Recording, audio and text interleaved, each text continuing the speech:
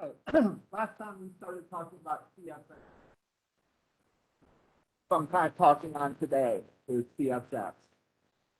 It's impossible for me to cover everything about CSS in one shot. All right. So a couple of things. What does that mean? Well, that means I'm going to try to cover something today. I encourage you to experiment on your own. If you go to the W3C school site and go to their CSS tutorial,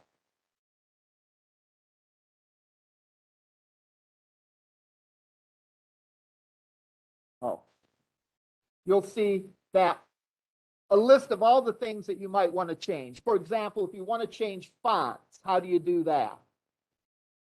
Click there, and they give you a nice little description of fonts and how you can change them. All right. So first thing is I'm going to cover stuff in class. Second thing, you can experiment and play on your own. Third thing, throughout the rest of the course, as we're studying more HTML, we're going to also study the CSS along with it. We sort of jump-started the HTML section of this class. Now we're going to jump-start the CSS section of the class, and then for the remainder of the class, we'll pretty much be talking about those two hand in hand. As we cover one, we'll be covering bits of the other. All right, so we left off last time saying that we can refer to colors by their color name. All right. And here's a list of color names that we have. Some of them are obvious, some of them are not so obvious. Like cornflower blue is not so obvious, whereas dark blue is pretty obvious. You notice underneath it, there is a 6-digit code or a 7-digit code that starts with a pound sign, and then there's 6 digits after it. That is what's known as the hex or hexadecimal code. And we're going to talk about that today because really it's nice to have all these colors predefined, but you might want totally different colors. You might want a darker blue that is darker than this blue. All right. There might not be a name for a darker blue than dark blue. All right. So you have to sort of custom mix it. And the way I look at it is this is almost, not quite, but almost like when you go to the paint store and you order up some paint. All right. If you go to the paint store, it starts out with just white paint. And you might order, let's say you order purple paint for your room. All right. You're redirecting your house in a Prince theme. All right. So you order purple for a room. What they're going to do is they don't have purple color. All right. They have blue and they have red. And they'll mix in a certain proportion the red and the blue, and they'll come up with purple. All right. That's one example. We're going to do the same thing, only it's going to follow a little bit different rules because we're talking about light, not pigment. There's a little bit of difference between how you mix colors when there's light versus pigment. Everything you want to know about colors, by the way, is on this page, if you want to.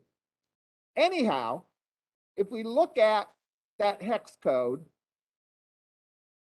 hex stands for hexadecimal, which means base 16. All right. What does that mean? Well, our number system is base 10.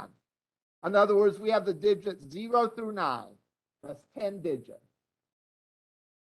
And if we do something like 9, 2, that means 9 in the 10th position, 2 in the 1st position. All right. There's another way to write numbers, and it's called an hexadecimal.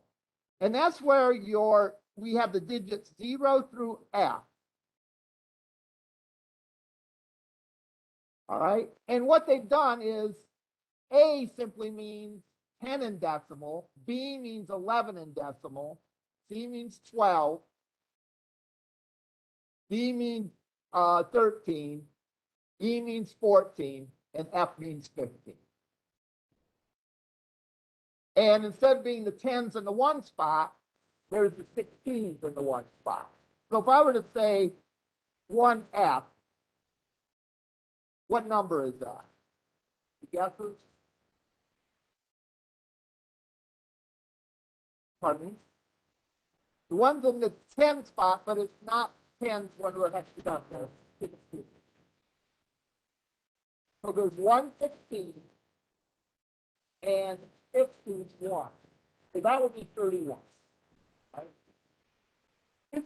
You know, the nice thing is if you don't understand it completely, that's okay. This is an important concept in computer science, and some of those upcoming courses maybe you'll study hexadecimal more thoroughly. But what is relevant for us is these hex codes are 6 codes, 6 digits. They start with a pound sign. 17, a pound sign, 6 digits. And the first 2 positions are how much red you use. All right? Is FF a lot of red or a little red? A lot. FF is the most red that you could possibly make. Right? Why do I know that? Well, because F is the highest digit in hexadecimal. And we have F both in the 1 position and in the 16 position. So that is F. F means red as it can get. The next 2 digits are green. And the 0, 0 means we have no green at all. All right? Then we have the blue position. And I'm going to change it to 9, 9. All right? What do you think this color would look like? FF 0, 0, 9, 9. I heard a couple answers. The correct answer is it would be some kind of purple, right? How do we know that? Because red is turned up all the way, and then we have some blue. So if you add blue and red together, you get purple. Now, there can be purple that is more like red or purple more like blue. Which kind of purple is this? Is there more red in here or more blue? There's more red. So this would be a reddish shade of purple. If I switch these around,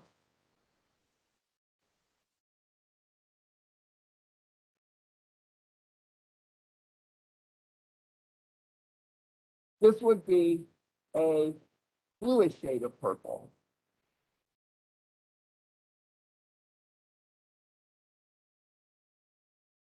What would that be? A lot of red, a lot of green, and a lot of blue. What happens when you mix all those colors together? What do you get? No? That might be right if you're dealing with pigments, but this is dealing with light, so it's a little bit different. Yeah. You have the right idea, but in the wrong direction. This would actually be white.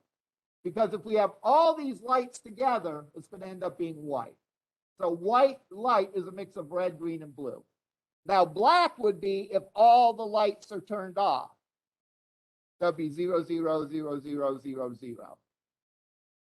And sort of a tip off, if you have the same amount of each, it's going to be gray. All right. 2, 2 would be a darker shade of gray. All right. Close to black. Whereas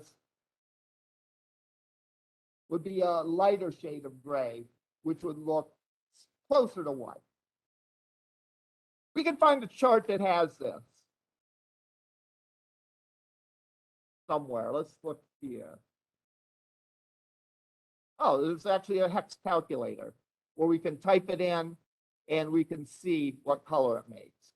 So let's do my example. FF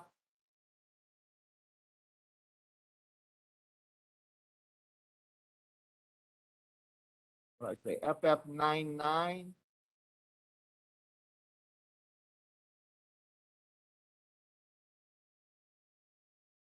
All right, that is a reddish shade of purple. If we were to flip these around,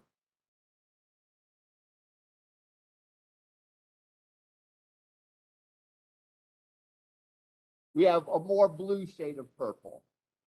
If we have everything turned up all the way,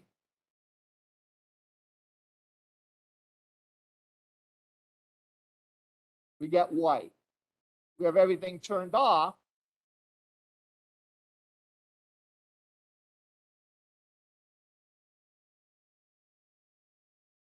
We're going to get black. So this is useful.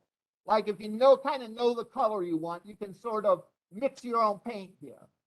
Let's say if I wanted a shade of purple, but I wasn't sure what kind of purple I wanted. I might start out by saying, well, let's make these something in the middle. 8-8, 8-8. Is that the kind of purple I want? Well, I wanted a little more bluish. So I could add a little more blue to it.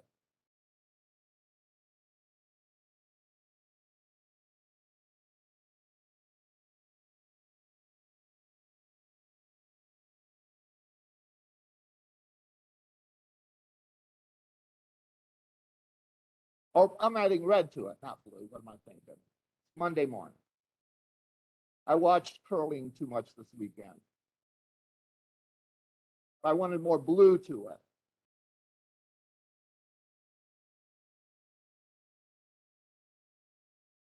As we move along this number line,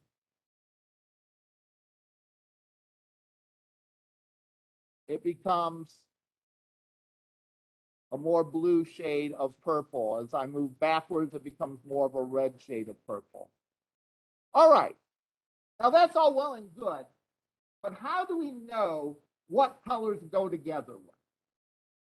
All right. Well, that's a really good question. And there's actually science to it. And there's science that goes all the way back to like the olden days.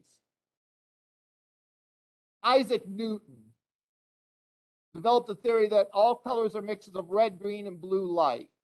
And he came up with this color circle. And then Moses Harris, whoever he was, came up with another kind of color wheel, and so on and so forth.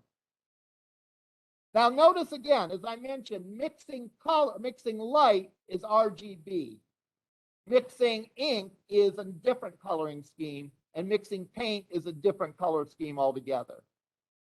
Now, that's all well and good, but what does that have to do with us? If we want colors that go together, we can look up a color scheme generator.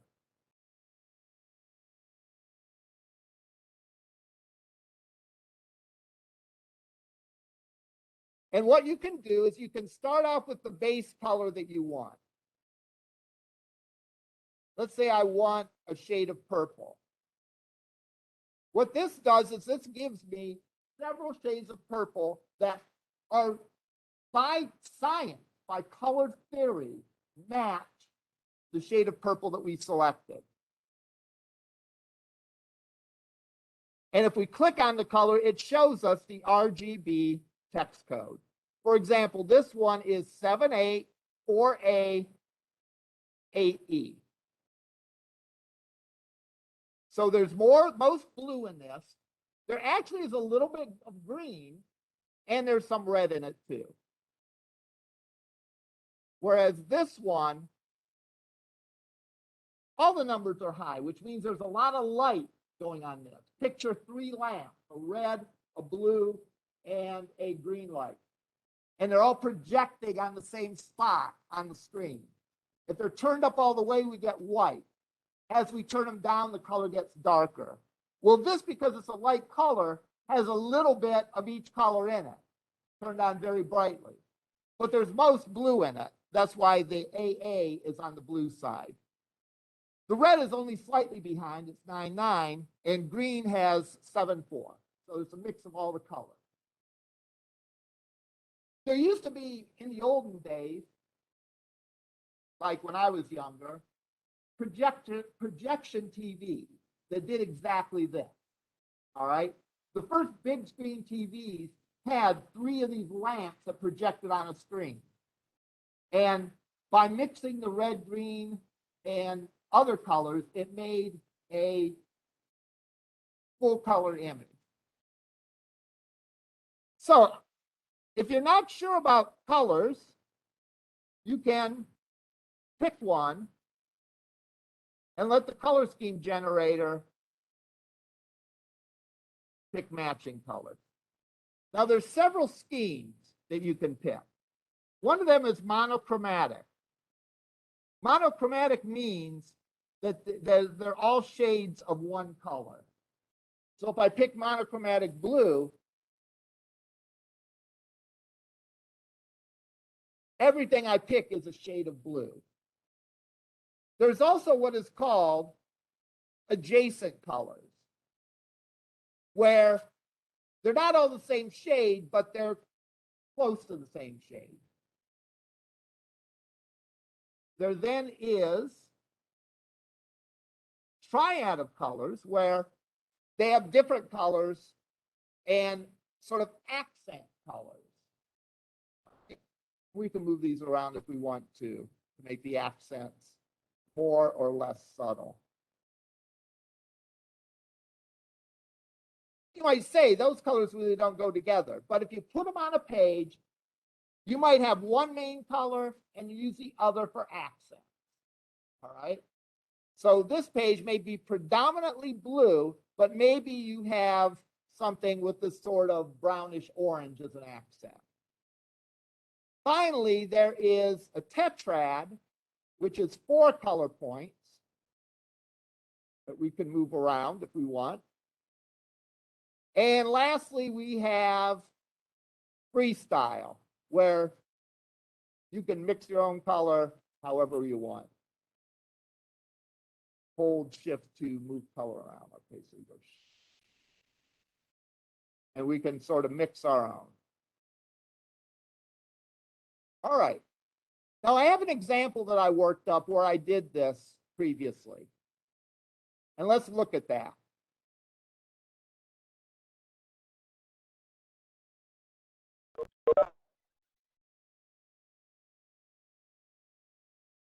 I have this web page, and it's a little busy. All right, forgive me for that.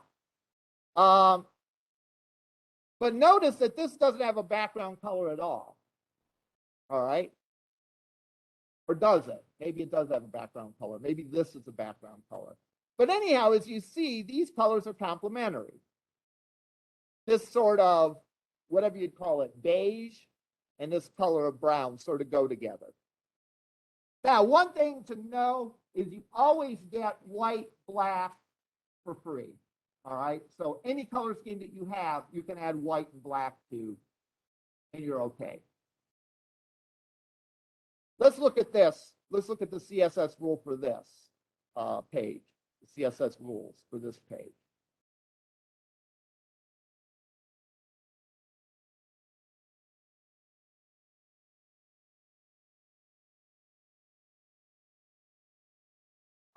This does have a background color, and the background color is FFDAAA.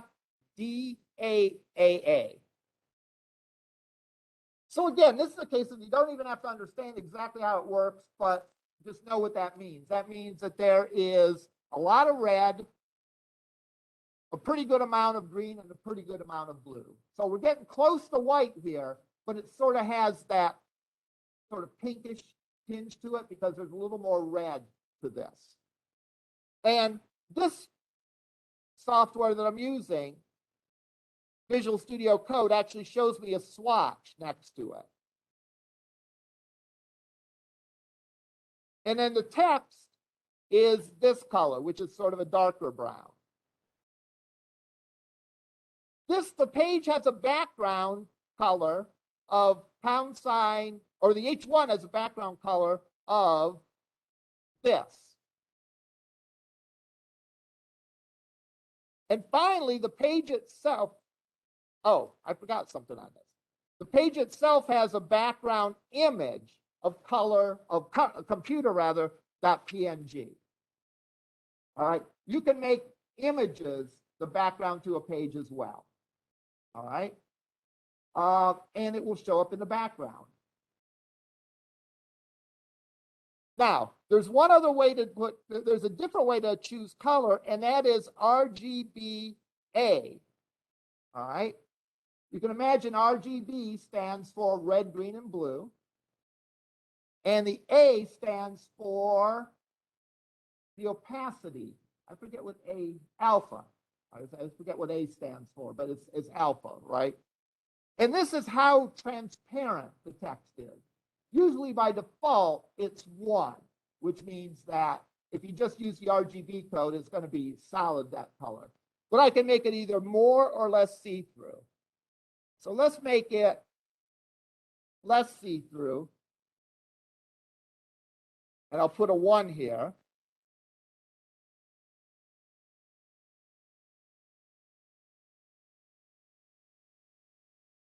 And those paragraphs are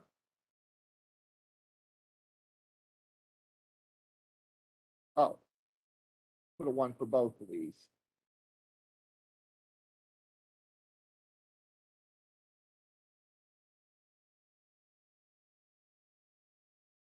So everything on the page is a solid color. All right. And I can go and tweak that, of course. If I want this to be, one thing I don't like about Visual Studio Code is sometimes you have to sneak up on things.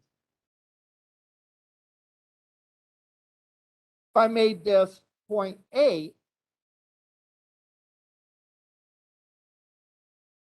and save,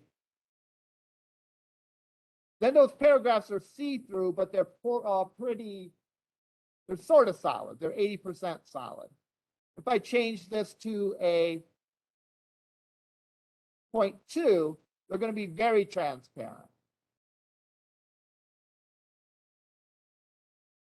So you can barely see that. Why do you think I use a transparent color for these particular things?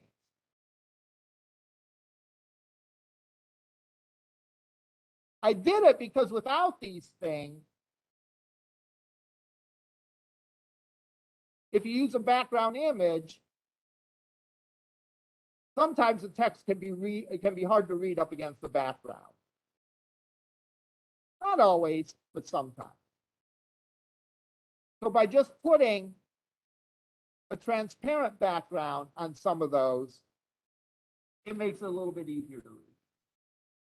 Couple things to notice about this. There's a different way to use opacity to control opacity rather than the RGBA, and that's by using the opacity attribute, which can go up to 1 or it can go down to 0. To go down to 0, it's totally invisible. You don't see the background color at all. The other thing to notice is in the previous examples I did in class, I used the word background-color. And here I'm using simply background. That's allowable. There are what are called shorthand selectors, or shorthand CSS rules, where you don't have to say you could say background color, that background image URL. So you can break it down into 2 style rules, or the browser's smart enough to know that # FFDD D8AA is referring to a color. So it assumes that that's a background color. And the URL computer.png is an image, so it must be the background image. We'll see that a lot. Well, there'll be sort of the full way that you can specify the style rules, or there can be a shortcut where you can put on one line several style rules. A lot of people, by the way, in class have told me that it's easier to read if you put it on separate lines. So for this, we could do something like this. No repeat simply means that that image will not repeat. If we take that out, then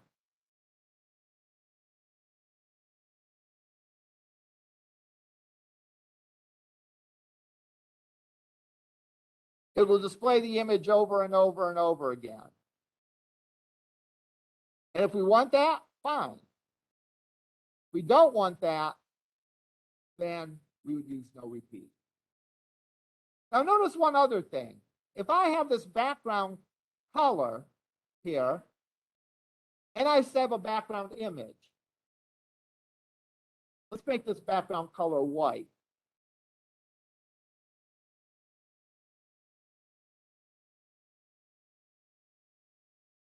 All right. Notice that the image didn't change, but the background of the image did change. That's because this image has transparency in it. All right. We look at the image, that PNG file, and if we were to bring it up in, let's see, what do I want to use? Try this one. It might be a little hard to tell, but that's not a black background. That is a transparent background. It usually is a checkerboard. I don't think it is in this case. That's what I was going to do a Google search for.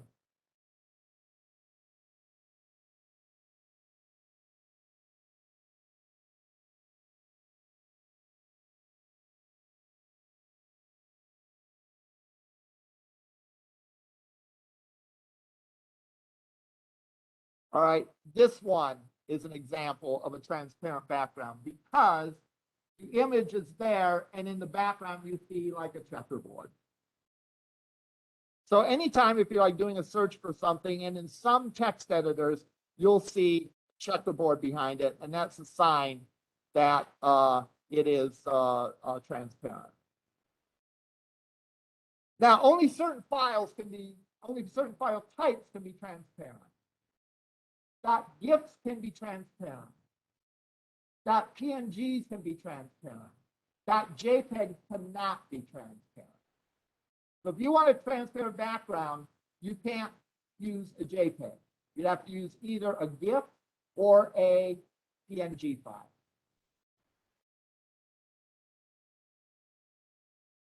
There's ways, if you have a JPEG and you want it to be transparent, there's ways that you can convert it, but that gets into photo editing, which we're not really into in this class. But if it's something you want to do, I can show you in lab how to do it. Any questions about this so far? There's something else I was going to say about transparency. Oh, what to use each of these file types for? Because typically there's several kinds of images that you can have on your page. And the three of the main ones are JPEG, GIF, and PNG. JPEGs are typically good for photographs. All right, so if you have a photograph, and what do I mean by good by? I mean that it's going to have a good resolution and it's going to take up smaller space. So JPEGs are typically good for photographs. GIFs are typically good for this kind of image, like a drawing. And PNGs are kind of good for both. All right, so that's why this is a PNG file. All right, now here comes to an important point of this class. This is the web page that we came up with. All right, and we made some changes to it, but this is the page that we came up with. Notice that if we go to this other page, it looks the same. Why is that? Well, because both of these HTML files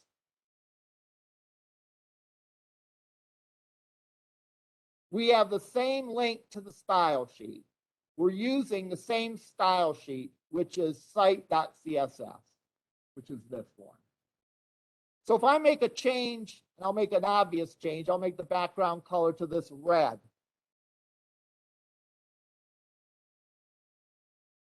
If I pick an ugly color for the background, all the pages get an ugly color for the background. All right. If I pick a good color for the background,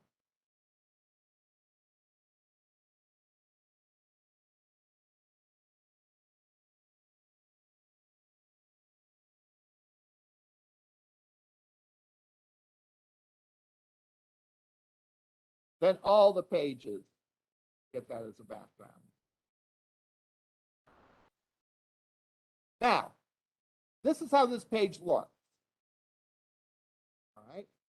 I'm going to keep it up open in the browser, and I'm going to open up another page.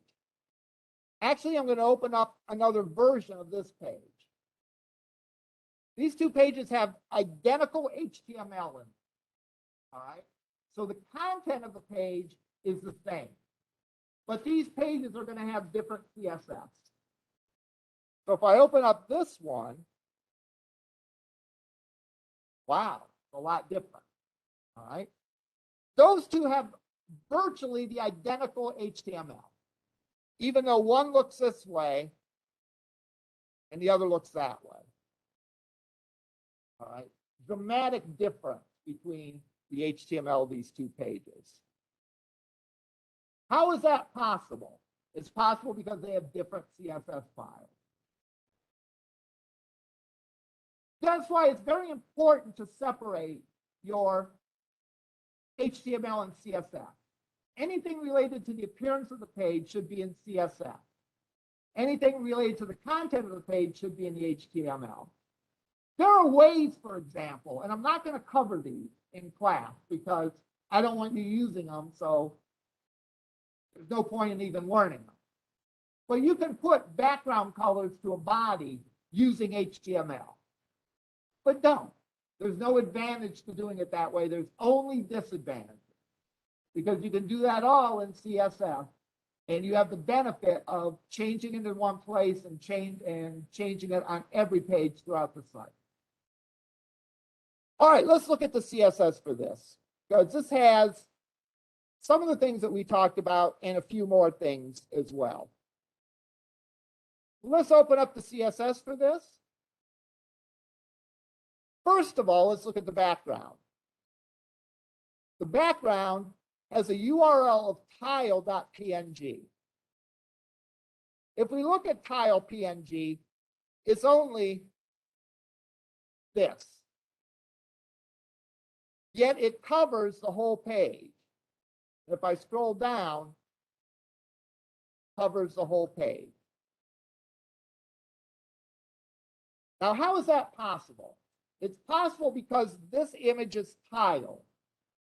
Because we did not specify the no repeat option on this background, it's going to repeat it, which means it's going to place it side by side and vertically stacked all the way down the page. And the way this image is designed is sort of like the way if you were installing like linoleum panels or something like that. The way this image is designed, if put next to each other, it looks like a bigger continuous image. You can't tile every image. You can only tile an image that's designed a certain way. All right. So if I put these side by side, this on one image is going to connect with this on the other image, or the other way around. This is going to connect with this. And the top is going to connect with the bottom.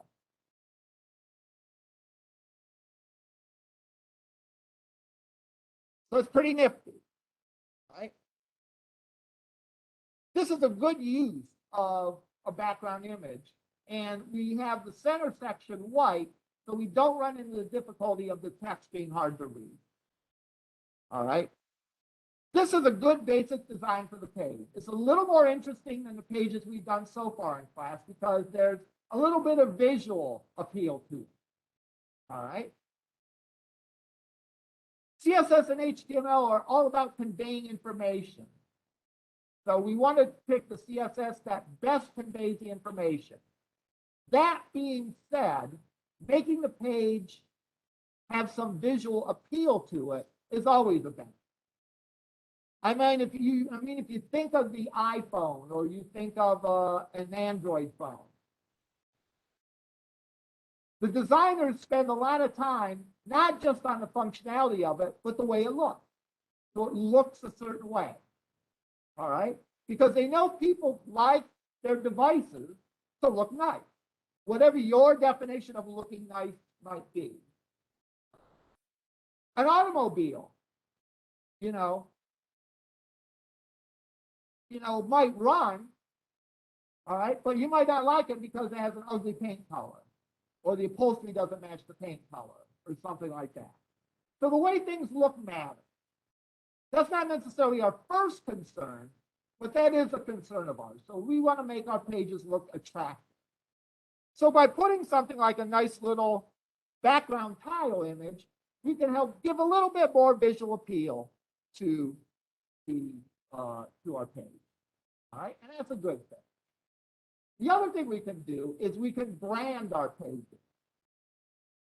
So for example, if we are a death metal band, we might use a background of black to give it a certain feel. All right. Someone name a metal band. Any metal fans out there? How do you spell that?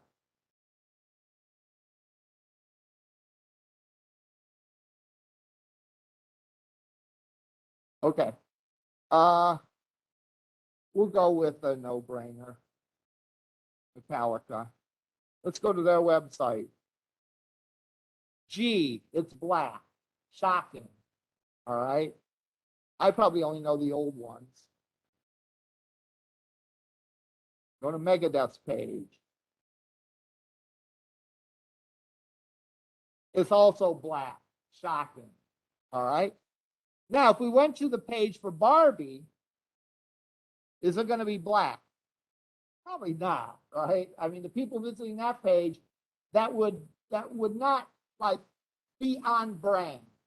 I've heard people use that phrase, something is on brand. It means it sort of matches what the brand is about. So if we go to Barbie, guess what? There's going to be a lot of pink on the page.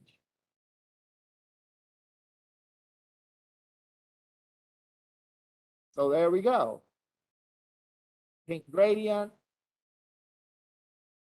How do you get what?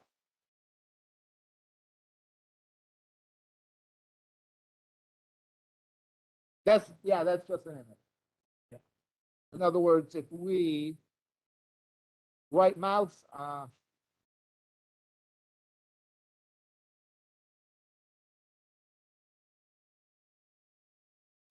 if I actually save this as a complete web page, I can look at the file and then you can look at the image separately. Yeah, I do that a lot on Instagram. If I want an image, and because Instagram, you can't right mouse on it, they block that. If you just save the entire file and then go look in the files that get saved, you can find the image stuff. All right. At any rate, the point is that we want our page not just to be readable and functional. We absolutely want that. And in fact, that's sort of our first rule. But we also want our page to convey a mood. All right. And we can make a page look different simply by switching colors around. Now, notice what we have here. We did a couple of things. We made the background white of all these other things. All these things we made the background white on. That way, we know that there's not going to be interference.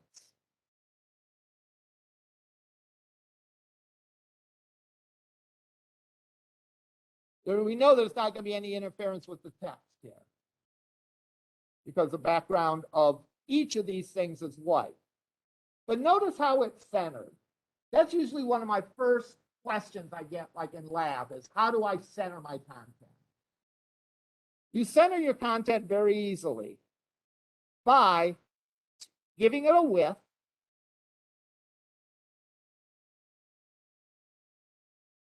and giving it a margin of 0px and auto. We'll talk a lot more about margin later, but 0px means there's no margin on the top, and auto means to figure it out so it's centered. So if I say 0px auto, it means on the top, no margin, on the left and right, automatically. It sort of goes as a clock. The first number is for the top, the second value is for the left, the third value is for the bottom, the The fourth value is for the right. Now you only see two values here, so it repeats. So the first value is for the top, second value for the left. First value is for the bottom, second value is for the right. So this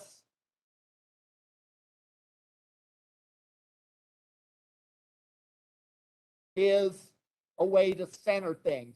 And notice I did this identical for all these things: the navigation, the article, and the footer. I did a padding, which is simply the space between sections. Let's see what happens if I get rid of the padding.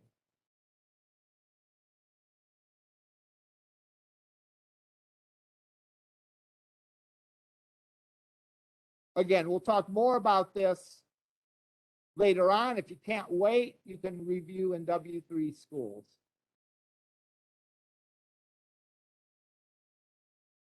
Without any padding, stuff is scrunched together, which we don't want to do that, so we're going to put some padding in.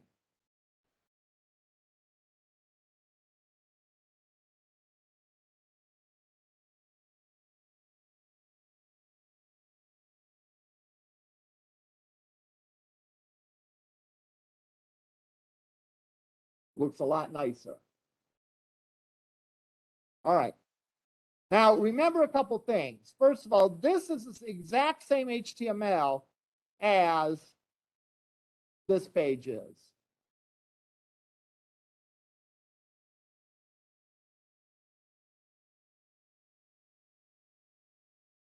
Exact same HTML. And I sort of screwed this up by making the changes to demonstrate things in class, but if you compare it to the original, this is the same web page as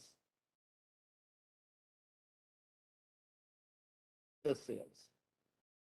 All right. I think we can agree that with very simple CSS, we can sort of elevate our web pages from being just boring, straight up HTML like we did in the first lab or second lab to make it a little more visually exciting. All right. Last thing that I didn't talk about, I said I changed the font family for everything on the page. I picked the font of Broadway, ABC, and sans serif. Why do I have 3 fonts listed there?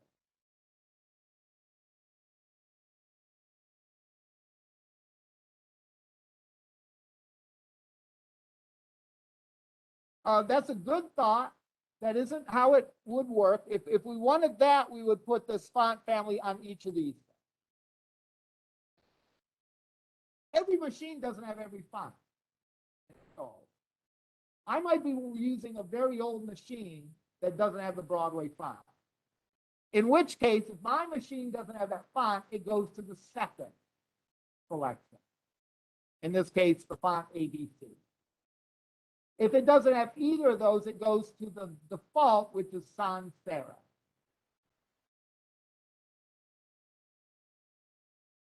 Well, this one, Broadway, is loaded on. So this one, we get Broadway.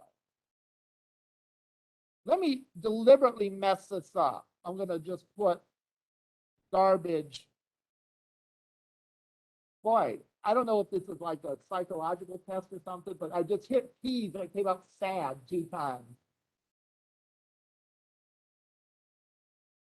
So neither of those 2 fonts exist on this machine because there's no such thing as those fonts.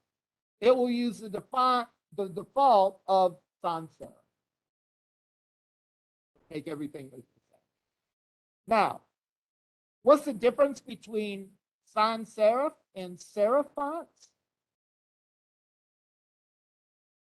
All fonts, there's typically 3 kinds of fonts.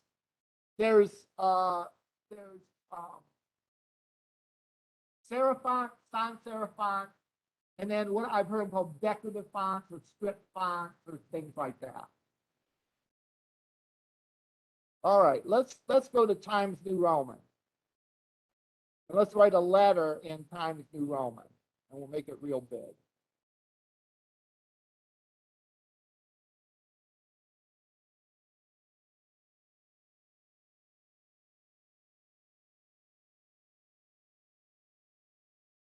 I type in an A in Times New Roman. Let's go to a different font that I know is sans serif. Arial. I type in A.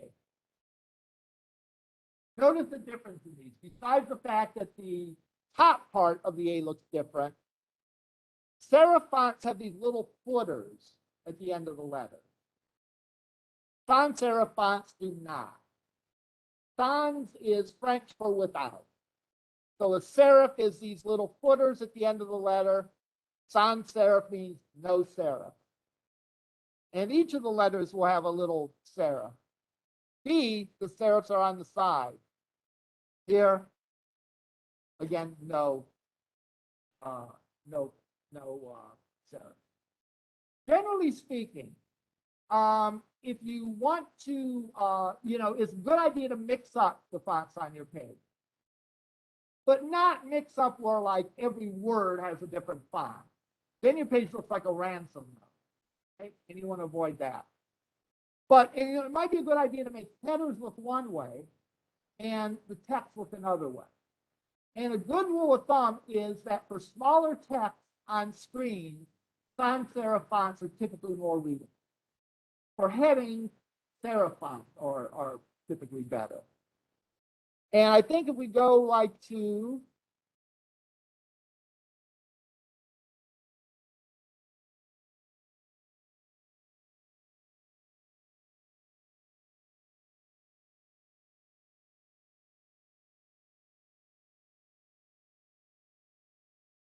Wall Street Journal,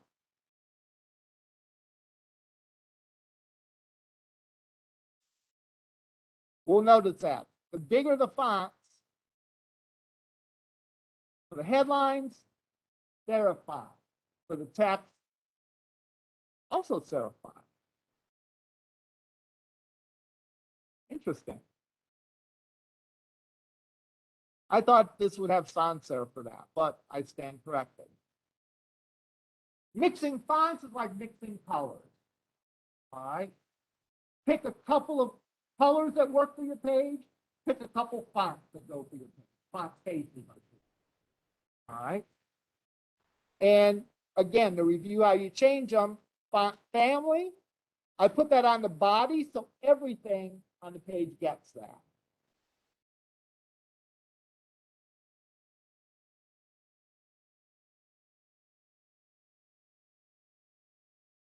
Star margin of 0 means everything on the page gets a margin of 0. And because there's only one value, again, it goes like a clock. 0 on the top, 0 on the left, 0 on the bottom, 0 on the right. All right, we just touched on these few things that you can do with CSS. But notice how with just a little bit of CSS, you can take a page that used to look like this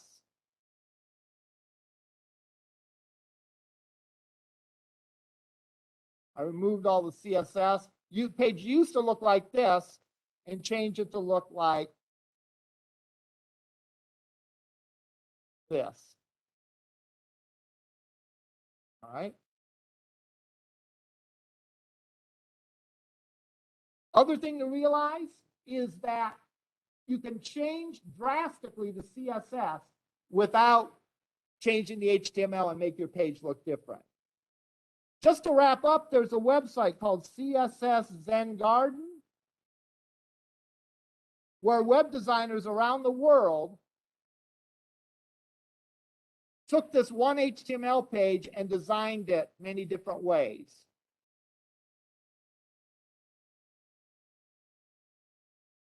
There's a broken link.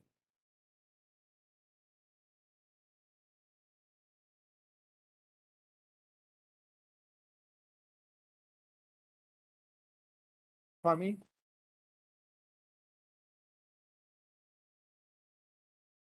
Right. Yeah, you can do that if you want to create your own design for this.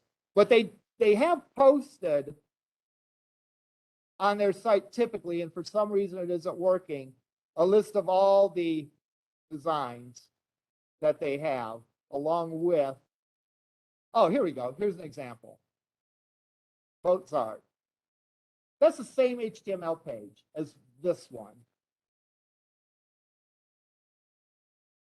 And we can read a demonstration of what can be accomplished. Littering a dark and dreary road. If we go to this page, we can read the same text there. Demonstration of, can't read that. And then littering a dark and dreary road over here. So you can really make drastically different appearances for your page simply by changing the CSS. Now, that becomes more important now when we have web pages that are meant to be displayed on a computer and a mobile device. All right. So we will, coming forward, talk about designing a style sheet that works for mobile versus a style sheet that works for a desktop. All right. That's all I had for today. We'll see you over in lab.